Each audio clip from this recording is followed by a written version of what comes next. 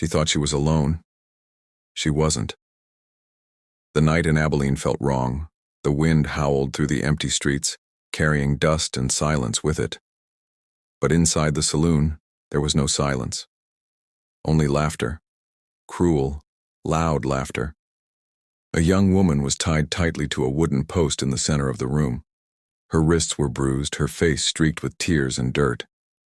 She had stopped screaming minutes ago, not because she wasn't afraid, but because she knew no one was coming. No one ever came in Abilene, not anymore. Standing in front of her was Cole Braddock, a name that made men step aside and families lock their doors. He wasn't just dangerous. He enjoyed it.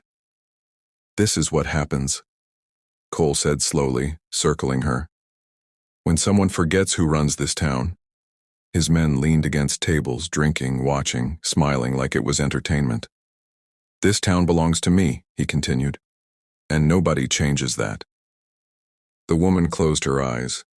Maybe if she didn't see it, it wouldn't feel real. Then, the saloon door creaked open. Creak. The laughter faded. Bootsteps echoed on the wooden floor. Slow. Steady. Someone had walked in. Alone. A man in a long, dark coat stepped inside. Dust clung to him like he had ridden a long way. His hat shadowed his face, hiding his eyes. He didn't look around. He didn't hesitate.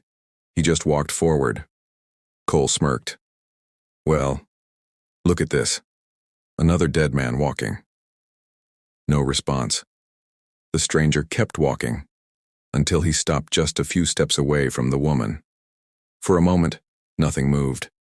Then the man lifted his head slightly and spoke. "Stop, you bastards." The entire room froze. A second passed, then laughter exploded again. Cole Braddock slapped the table hard. "You hear that? He thinks he's a hero." One of the outlaws stepped forward, spinning his revolver lazily. "You picked the wrong place, stranger." The gun was raised, aimed straight at the man's chest. But the stranger didn't flinch, not even a blink. That was the first strange thing. Men usually begged or ran or shook, but not him. Cole tilted his head. "Shoot him." The outlaw pulled the trigger. Bang. The bullet slammed into the wall, not into the stranger. The outlaw's gun fell from his hand. He stared at it in shock. "I didn't." Another shot echoed, but no one saw where it came from. Silence fell instantly.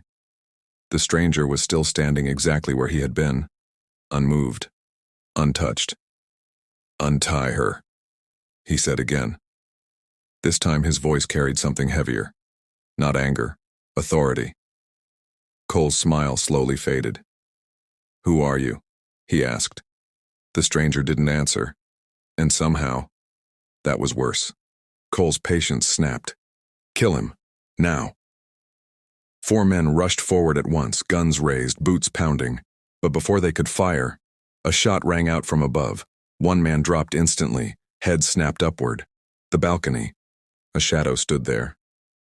Still, silent, holding a rifle. The stranger wasn't alone. Another shot. Second man down. Panic spread. The stranger moved now. Fast, precise. 1 shot. A third man collapsed. The fourth tried to run. Too late. The room filled with chaos. Tables flipped. Glass shattered. Men shouted over each other. Cole Braddock stepped back, eyes wide for the first time. "Who the hell are you people?" No answer. The stranger walked calmly to the woman, pulled out a knife, cut the ropes. She dropped to the floor, gasping. Free. Now it was war. Gunfire erupted across the saloon. The balcony shooter covered every angle. The stranger controlled the floor, every movement calculated, every shot final. Men fell one after another. Cole Braddock grabbed his revolver, fury replacing fear. "Enough!" He aimed directly at the stranger and fired.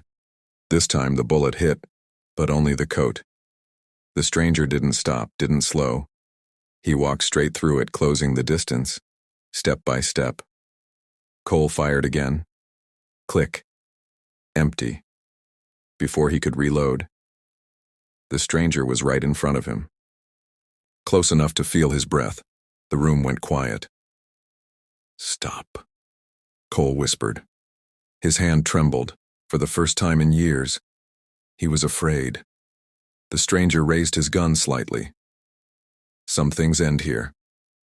One shot. Cole dropped. Silence returned, heavy, unmoving. The saloon was destroyed. Bodies lay across the floor. Smoke drifted slowly through broken windows. The woman sat in the corner, shaking, alive. The stranger walked toward her. "Are you hurt?" She couldn't speak, just shook her head. Footsteps behind. The man from the balcony came down. "You done?" he asked. The stranger nodded once. They turned toward the door. The woman found her voice. "Wait." They stopped. "Who are you?" A pause. The stranger glanced back slightly. "Doesn't matter." Then they walked out. Together. The wind outside carried the dust again. The town watched from behind closed doors. No cheers. No thanks. Just silence. Because in places like Abilene, legends don't stay. They appear, change everything, and disappear, like they were never there.